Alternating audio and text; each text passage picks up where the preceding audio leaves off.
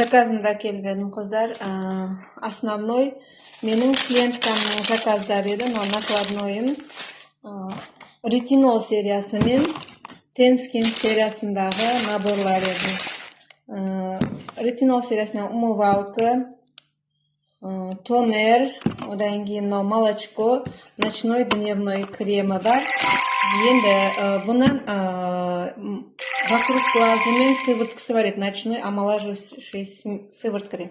Сол екеуі келмей қалды. Одан кейін қызына Тенскин серияның, яғни бұл 12 жастан жоғары болған серияның умывалкасы, лосьоны, кейінен гидрофильный маслосы, айнақты кремім бар, кейінен SPF сұрады, SPF-ім бар еді. Сол заттар еді.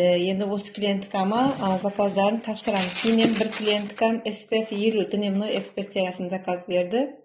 Сол қызынан заказ келді.